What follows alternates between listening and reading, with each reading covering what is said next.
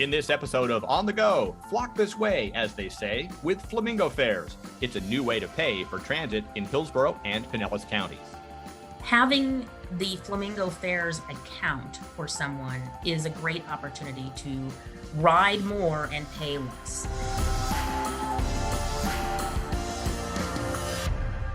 Hello and welcome to On the Go, the TBARTA podcast, where we talk all things related to transit and transportation. And today we're talking about a new way to pay when you ride with the Pinellas Suncoast Transit Authority. PSTA has adopted a new contactless payment system called Flamingo Fares. And PSTA's Chief Development Officer, Cassandra Borchers, is here to talk about that. Cassandra, thanks for joining us today. Good morning, Chris. It's really nice to be here. Thank you. Before we discuss Flamingo Fares, I'd like to provide our listeners a little more on who you are. Can you tell us a little more on your background, as well as your role and what it means to be Chief Development Officer at PSTA? Absolutely.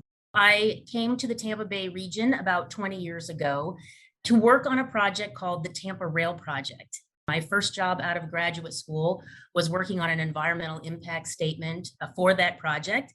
And we did get a record of decision from the Federal Transit Administration. But working in major capital investments is where I started my career. As I moved on, I was in consulting and did a lot of regional plans. So one in South Florida. And in fact, the inaugural TBARTA plan, I was the project manager for the consultant team on that project when TBARTA was first created. And so the regional aspects of what TBARTA does and what it brings to the table are pretty important to me.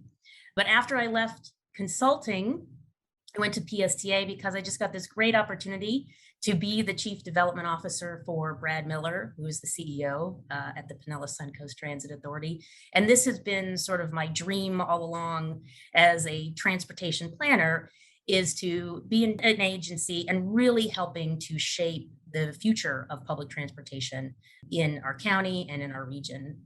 For me at PSTA, I have several departments that work under me, including long-range planning, as well as system planning, but also scheduling and looking at just the routes themselves, their performance, as well as updating them 3 times a year. In addition to that, I have the public engagement team. So making sure that all of the projects that we have at PSTA have a public conversation attached to them, and that we're really doing our jobs as public servants to communicate with the public about the projects that we do. And so we've just recently gotten more into the statistical side. So non-financial statistics is also something that we do. But a lot of it is about the strategy of the agency. A lot of the innovation projects come out of my department as well. So SunRunner started in our department when it was in the planning phase. AVA project for autonomous vehicles is now in my department as well. And also looking at a new ferry service as a partner for PSTA. But the most important role I think I have in the world is being a wife and a mother, and I have 2 beautiful boys. My husband is also in the transit industry, and pre-pandemic, we did a lot of world travel with the boys, but there's always a transit aspect. In fact, one of our last trips we took to Spain, there's a tram train that goes across the island of Majorca, and we took the boys on it, and that was a pretty spectacular trip. But every trip we take has big transit as part of it. Well, that's all very interesting. So thank you for sharing that. And I want to thank you and PSTA for being great partners in TBARTA and our efforts. We really greatly appreciate that. Before we talk about the other things PSTA is doing, we do have to talk about COVID and the pandemic because it impacted transit nationwide. It continues to impact us, and we continue to evolve because of that. Tell us a little more about how PSTA dealt with the pandemic and how it may impact operations now and into the future. We saw the pandemic coming. We have a lot of people in our agency that are avid news readers, and we were watching it come across the globe. And so even before things really started to heat up here, we had already started to triple our sanitization of the buses. And so thanks to our maintenance department, we were very well prepared in that area. And then in mid-March, The administration staff was sent home. We started to limit the number of riders per bus, to create some social distancing, and also started to be fare free, specifically designed to keep our operators safe, as well as keep the passengers from bunching and keep our passengers safe. And so we did make quite a few changes right at the beginning, flexing our schedules and the times of day that we were operating in order to make sure that we had a very reliable service, even in the context of the pandemic. I think one of the things that we did really well at the beginning was working very closely with our union. And so none of the changes that we made to our service were done without their assistance or strong communication with them. I think that made it very successful. We also followed the guidelines from both the FTA and other federal agencies to make sure that we were having face coverings and things like that. But one of the things we did as an agency from the data side was start to look at how our passenger loads were affecting our ability to make the service. And so because we had this cap of 15 riders per bus, we were passing people by. And in some cases, those people needed to go to work, and not being able to take a trip on PSTA really impacted their ability to continue to live. And so as part of that, we did two things. One is we looked at those routes that were reaching those limits and were able to add frequency during key times. And so we looked at the onboard data from our new automatic passenger counters on an hour by hour basis. And that helped us increase the service in those specific times. But we also leveraged our relationship with Uber, Lyft, and a local taxi company to create an essential workers program. And that essential workers program allowed people who were not able to use the regular service because of the changes we had to make for COVID. It allowed them to still get to work. And this is in complement to our other suite of services like our TD late shift and our direct connect service that we already had in place. And so I think one of the things that we learned is communication is number one, always the thing that we need to start with, whether that's communication with our union, communication with our riders, but then also the data can really be important as we start to make these decisions. One of the great stories that came out of the pandemic was some of the businesses that didn't know how much they relied on us. One restaurateur on the beach wasn't necessarily a huge fan of PSTA, but when the pandemic hit and we had to reduce our service, he realized what an impact to his employees and their ability to get to work we had. And so he called us up and he said, I didn't know how much I needed you until you weren't there. And that was just such a great story in understanding the value that we bring to the community and how critical we are to the economy and people's ability to get to work. The other thing that really, I think, is a long-term effect of us not charging fares and then looking at what other systems are doing with fare-free systems is looking at how we are assessing which segments of our community should really be getting a discounted fare. And so we have a lot of discounted fare programs already, but right now we are doing some analysis on some additional fare-free categories. We think over the next year, we'll continue to take a look at that. Right now, we're looking at those people who are above the poverty threshold that allows them to be part of the Transportation Disadvantage Program, but still not able to get a large reduced fare. And so if they're called the ALICE households, the asset limited, income constrained employed. So people who are working and really contributing, but still not getting the support that they need from the transportation system. And so we'll be taking a deeper dive on that and how we can support that community as well as we move forward. Great information. As you mentioned, you were fare free for the pandemic, but things started to transition this past summer. As we record this in mid-August, where do things stand now regarding fares at PSTA? So we are part of the American Bus Benchmarking Group. And as part of that group, we were taking very careful consideration to what others were doing in the national space about fare free. In March and April and even May of 2020, many, if not all of the systems were fare free. And after a while, fares started to come back online city by city. We were one of the last to institute fares back on our system, and one of the last to do it nationally. And the reason that we were one of the last is because we wanted to maintain our stance that we were there to protect our operators and our riders. And if we were going to start charging fares again, we wanted to make sure that we could launch Flamingo Fares, which is our contactless payment system, at the same time that we started to institute fares again. And so that's where we are right now.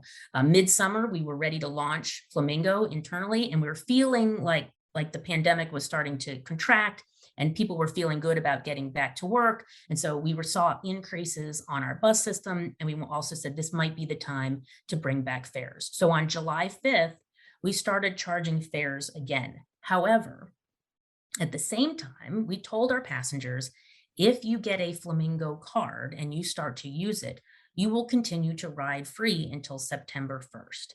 And so the reason that we did this was twofold. One is because going from a year of not charging fares to charging fares is sort of a shock to the system, but also getting used to a new fare payment system was something that we wanted to ease our riders into. And so we've been able to do that and have a very high adoption rate because people could still ride free. And so today, as we're sitting here in mid-August, people are still riding free if they have a Flamingo Fare card. So it encourages them to get one and to use it. And Flamingo Fares has been in the works for years. It just so happened the pandemic impacted the implementation of that for both you and Hart. Let's talk a little bit more about that. Can you give me a little bit more of an overview on what Flamingo Fares is, how you're using it now, and what people need to know? I think from the start, it was specifically designed to be a regional system. And I think this is really important. We do have limited cross-county routes and limited cross-county travel, and we make it harder when you have to buy two different fare media. And so the conversation at a regional level started as we should really be all on the same system because, as you know, Chris, people don't really think about whether they cross the county line or not. They just want to get to their job or to their school or to some kind of social event. And so having one fare payment system was really critical to the impetus for starting Flamingo. And I think that was really important. Flamingo Fares is a contactless system. It is a smart card, but also a mobile app. And it allows us to start think about reducing the amount of cash we take on the bus and increasing the speed of boarding and therefore the increase in speed of the trip if we don't have to have cash on our system. And that doesn't mean that we eliminated cash. We just want to greatly reduce it. Great. I think there are some other benefits too. Any of those you want to talk about now, specifically as it relates probably to there's some cash savings as well involved for those who use Flamingo Fares? Having the Flamingo Fares account for someone is a great opportunity to ride more and pay less. And we call that in the industry fare capping.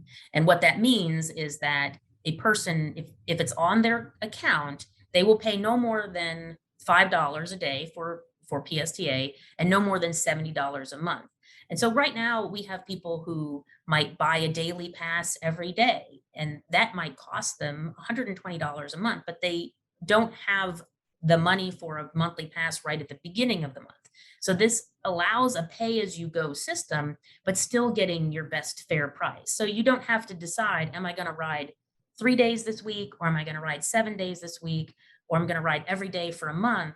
Everybody gets the best fare. So when people get on the PSTA system with the Flamingo Fares card, the first time you tap is $2.25. The second time you tap is $2.25. Third time is 50 cents. Fourth time and after is nothing.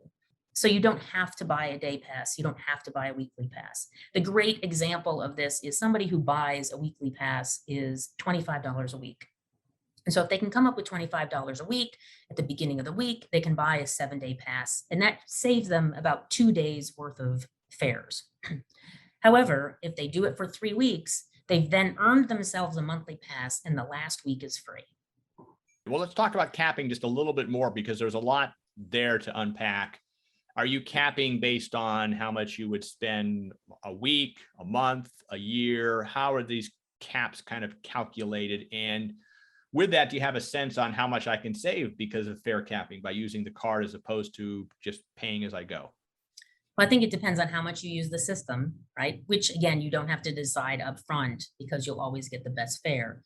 The fare capping by day happens in a 24-hour cycle, and that happens from about 2 a.m. on. So we close our system at 2 a.m. So anything that you start at the morning at 4 or 5 a.m. all the way to 2 a.m. the next day is considered one day. And so you'll never pay more than $5 in that period. And then the $70 monthly pass cap starts at the very beginning of the month. So if you start on September 1st and you ride every day, it'll take about 14 to 16 days to reach the fare cap, and then you ride the rest of the month free. Right now, we have people who are paying much more than that, doing dailies or using cash on board, and this really gives them an opportunity to keep their budgets strictly at $70 a month. Now, we do still have the Passport Pass, which is $85, and that allows people to pay at the very beginning of the month, $85, and ride on the PSTA system and the HART system with unlimited rides. We did not remove that from our opportunities for fares for the riders, but if you do occasionally ride HART, you'll have a little account on your Flamingo card, and you'll just pay the fare over there just as you would at PSTA. Those systems are different. The fare capping is separate. So if you do go from Pinellas County to Hillsborough County and take a HART bus, you'll pay $2 to ride their bus that day. Great. And as you mentioned, yes, HART is using Flamingo Fares as well too. We're focusing today on what PSTA is using it for, but you can use Flamingo as HART as well. So it's great that both counties have adopted this new system. Let's talk a little bit more about the process itself, how it works, starting with how do you get a card or an app, then open up your account, set it up, et cetera, as you continue to use it, using transit and making your payments. So the easiest thing to do is use the app because that's an automatic registration. It's on your phone. You could download Flamingo Fares, has a cute little flamingo as the icon for the app. You sign up using a credit or debit card, and you are set to go. Slip the phone as a QR code under the reader, and you're fine. You'll automatically get your fare capping. For card users, so these are people who don't necessarily want to use the app. Some of our discounted riders prefer to use the card, and for our transportation disadvantaged program, you must use the card. So the card is a plastic card. There's several ways to get a hold of one. One, of course, is the easiest way is go to a PSTA transit center, and we have 5 across Pinellas County. And until September 1st, you can get one for free. After September 1st, the cards are $3 each. You can load the card at any of those locations of PSTA locations, but we also have an entire retail network where somebody can go to a convenience store. And so we have a map on flamingofares.com, and it pinpoints all of the locations within the county that you could go and reload the card. Some places you can use a debit or credit, but all of them you can use cash to load money onto the card. And by loading it onto the account, that is the way you get the best fare. And so we're really encouraging people to put your cash on the card, either at PSTA or at one of these retail locations, and you always get the best fare instead of doing it on the bus. Of course, if you don't want to go to any of those locations and you have access to a computer, you can go online at flamingofares.com, register your card, and put on money. And once again, if you do not want to register your card with us, you can put money on it using all of those ways, including the website. But we do very much encourage people to register the card, because if for any reason you lose the card, any value that you have on that card, it can be protected. So let's say at the beginning of the month, you put $30 on the card and you immediately lose it. Go to any one of our customer service centers or even call our customer service agents, give them your name, some details that you would have had to give us as far as registering the card, and we will close the card and issue you a new one. And so it really does give people the opportunity to save as much money as they can. And even if something that not so great happens and they lose the card, that balance is still protected. And so please, if you're using Flamingo, register your card. Now, that's a great feature because if we carry cash, you can always lose cash and there's no replacement for that. But being able to put money on your account, be able to travel wherever you want, and if the card gets lost, know that it's going to be protected and replaced. I think that's a great feature and a great benefit. So the online portal itself, I imagine it works very much like if you've ever managed your bank account online, transferred money, used PayPal, anything like that. It's going to operate very similarly. Is that correct? Yes, I think for most people, if you have used SunPass, it works just like that. It's really quite easy. There's not much complicated to it, and if you do have any issues with it, our customer service line is all ready to take the questions and make sure that you can navigate through it. You've had Flamingo Fares out there for the past couple of weeks. It's a short sample size, but are you getting any feedback yet? And if so, what are you hearing? So from the riders, we're hearing it's very easy to use. They very much like it, but it's also free right now. And so we're getting a lot of positive comments. If there are glitches in the system, we're able to fix those now, and nobody really gets upset because we're still free. And so we're working those all out, and those get fewer and fewer as we get closer to the deadline of actually charging fares of September 1st. And from the operators, they said it's been really great when they can get people on really fast. They just tap, tap, tap, and everybody's on. They do have gotten a few questions from time to time, and I think we're still working out people's questions right now, but we're ready for September 1st to really start charging fares. And I think the public is very much too. We did make some great policy decisions right at the beginning. I think having 2 months of fare-free time for people to get used to the Flamingo card was really important. So we've been operational for about 6 weeks. And when I checked yesterday on the number of taps that have been used on the Flamingo system, it's been about 650,000 taps. So we've had some great success early on, and that really is escalating quickly. So every day it gets faster and faster, higher and higher, the daily number of taps that we're getting onto the Flamingo system. And so we're hoping that by September 1st, not only will people be ready to use it and familiar with the system and happy, but then they'll ride even more because now they know it can save some money. It sounds great. Sounds like you're off to a great start. You talked a little earlier about the other payment options, and I do want to review those again. You mentioned Passport, and you're still accepting cash, but let's just go through the options PSTA customers have as things stand right now to pay for transit. What options remain available now? And can you tell us if those are going to be changing in the near future, at least as far as you know? Sure. So because we hadn't been charging fares and we hadn't been selling our magnetic stripe cards for more than a year, we decided as an agency, we would no longer sell those magnetic stripe cards to the general public. And so the only thing that you can get at a PSTA outlet is the Flamingo card or assistance with your app. And so if you do get on the bus, you can still pay with cash. We will always still accept cash on the bus. And until the end of the year, you can get on the bus and get a day pass, magnetic stripe day pass. And the reason that we wanted to give this time between now and the end of the year for people to be able to get on the bus and get a magnetic stripe, a paper card, is so that they have the time to get to a transit center or a retailer that sells the cards and loads the cards. They have time to do that, and they don't feel like if their travels don't take them to one of those centers that they've been forced to do something else. So still allow cash. Magnetic stripe cards will still be accepted. So we have in the past had some half price sales from time to time, and we had one just at the end of 2019 and people stocked up on monthly passes. Those still can be used through the end of the year through December 31st. And then we'll make sure that everybody is using Flamingo after that. So January 1st, 2022 is our hard stop for magnetic stripe cards. Well, you've given us a good overview of Flamingo, and I'm going to move on to a couple other non-Flamingo questions, but I want to make sure I haven't missed anything related to Flamingo. I think it's a great way to pay for transit now, and I'm glad to hear that you're doing hundreds of thousands of taps. Any other information about Flamingo that you want listeners to know about? Anything we've missed here? I think in terms of access, we really do want people to use the retail network. So we do have a private provider for the retail network that includes many convenience stores, including all 7-Elevens and some mom and pop convenience stores across the county. And we're adding more every single day.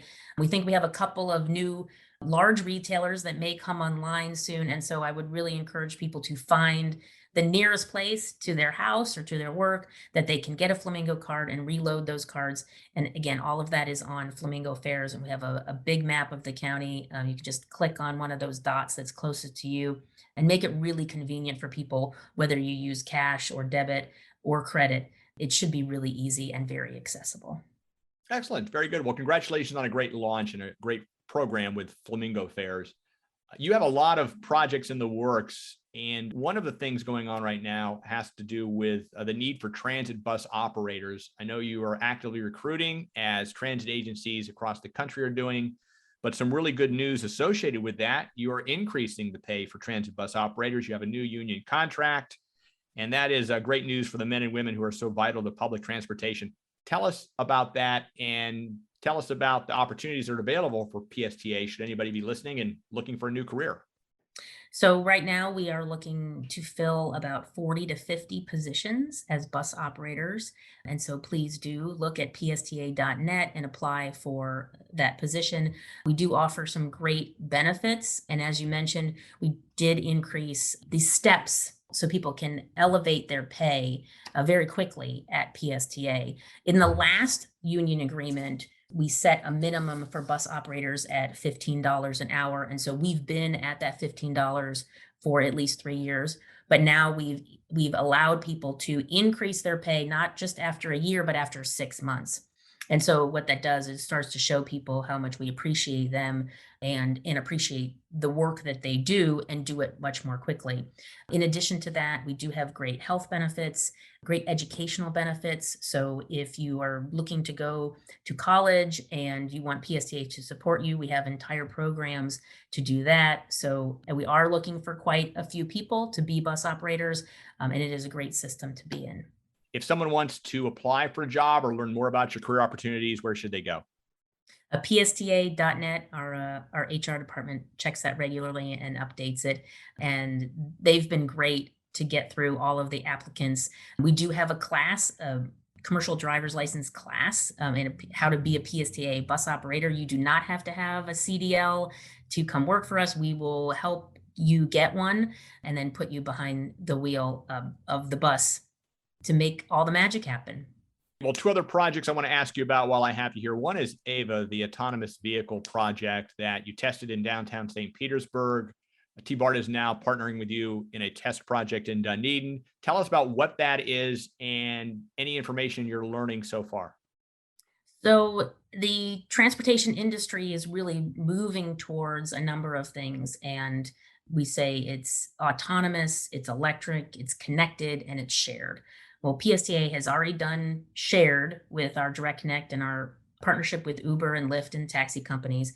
We're definitely connected because we have our transit app and a lot of technologies that allow us to communicate with our riders. We have our electric bus fleet, expanding that every day. We have 6 electric buses on the road right now, 2 more on order, and hoping to get more to make our fleet 100% electric. And so the last thing for us to tackle was autonomous. We have been part of research projects for large autonomous vehicles, but we really felt like as an agency, we needed to take a small step to understand what the autonomous technology does for the system, how does it work, and then how do people react to it, because it is kind of unnerving to get on a vehicle that doesn't have an operator. And so we partnered with a company called Beep, and we had a very successful program in downtown St. Petersburg, and that was opened in late 2020. We were there for 3 months, and we had the highest ridership in the entire Beep system at the time. So it was a very successful program, getting people to ride Ava. It's a cute little salmon colored vehicle, only runs about 13 miles per hour, but really starts to give us an understanding of how does that technology work and how does it work in the context of other traffic. So this is one of the few pilot programs that was done in mixed traffic. And so, as you mentioned, we're also bringing AVA to Dunedin and then later Clearwater.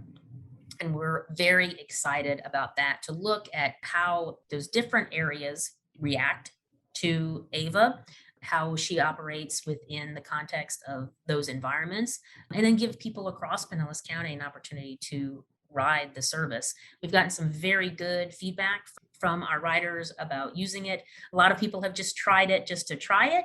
So we haven't quite made it a real transportation thing yet, but it's a baby step towards what we would consider maybe someday having large vehicles be autonomous and driverless. So I think we already have some autonomous features on our bus, some sensors that help the operator drive better, but being truly driverless, I think is still a ways away, but we're going to be ready when it comes. I've been on it. It's a fun vehicle to ride for sure. And that's the way we're going in the future. And another exciting project is SunRunner. So before you go, I wanted to ask you about the status on that. TBARTA is especially excited about that. It's the first bus rapid transit project in our area, connecting downtown St. Petersburg with St. Pete Beach. And I know you're going to be launching that pretty soon. That project's moving along very well. Tell us about SunRunner, where it stands, and when we can expect to be jumping on board. So SunRunner has been in the works for at least a decade. We're running from, as you mentioned, downtown St. Pete to the beaches.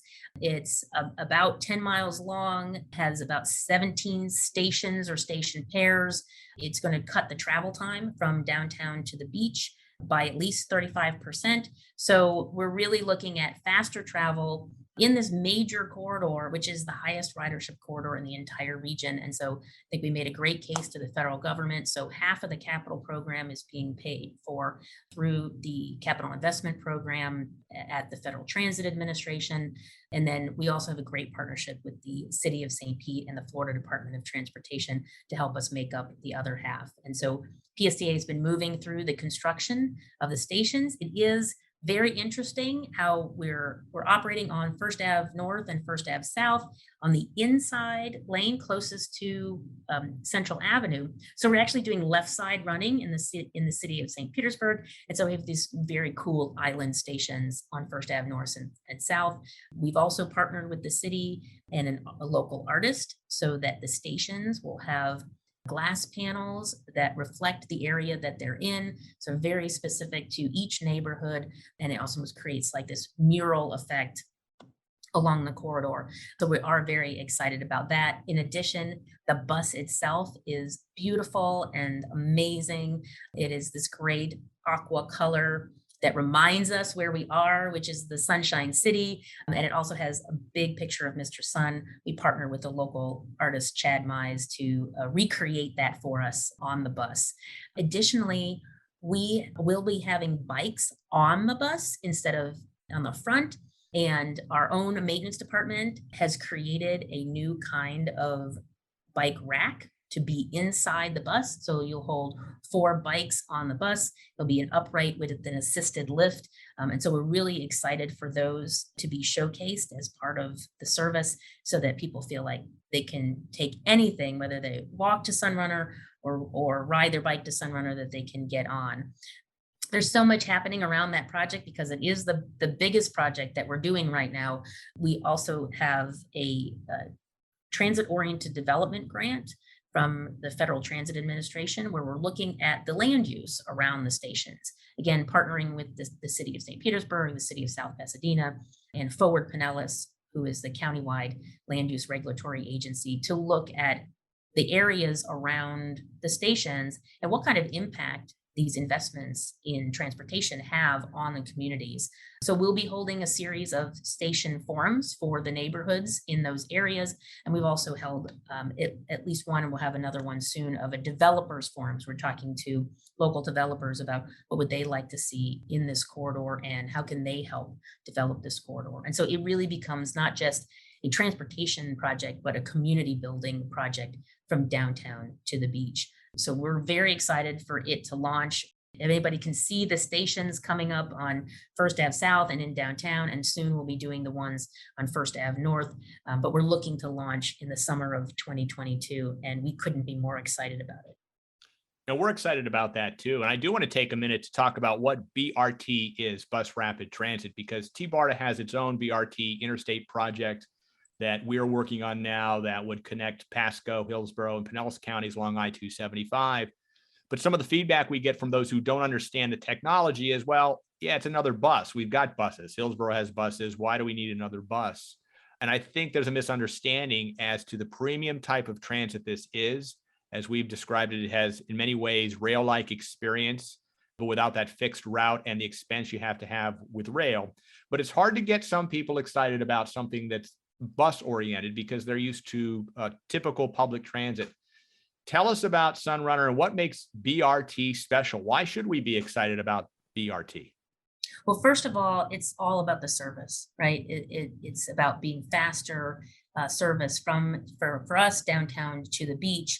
And that's one of the key features of having a bus rapid transit system. Another key feature is having it branded. And we have, as I mentioned, all of the buses are branded SunRunner. And when you go inside the bus, you actually do feel like you are in a rail vehicle. The ride is very smooth. We're having hybrid electric buses, so very excited about that.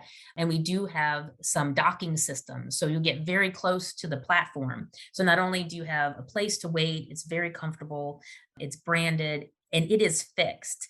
There is a feature on our SunRunner, which is the bus and turn lanes. And so these lanes, which is where the bus is running, is going to be painted red. So it's a red pigmented asphalt. So you will know that that is the lane that the bus runs in. We do allow cars to get in to make turns. However, one of the features of a rail system is its fixed nature and the ability for the rider to know that it is not going to deviate from that route. And so you give that assurance to both the rider and to local developers that this is a system that is not going to move anytime soon. And so that really is the catalyst for allowing that community building portion of what makes BRT different than regular bus service is that we can't move it next Thursday or at our next service change. It has to be there because we've made the capital investment in that semi-dedicated lane. Well, that's all great information. And I will tell you, TBARTA will be on the first line to get on board SunRunner. So we're excited about that. We look forward to that next year. Cassandra, thanks for all the information you provided today, especially on Flamingo Fares. As mentioned, HART has also adopted this fare payment option and is in consideration for other counties as well. I am Chris Jadek, and you've been listening to On the Go, the podcast from the Tampa Bay Area Regional Transit Authority.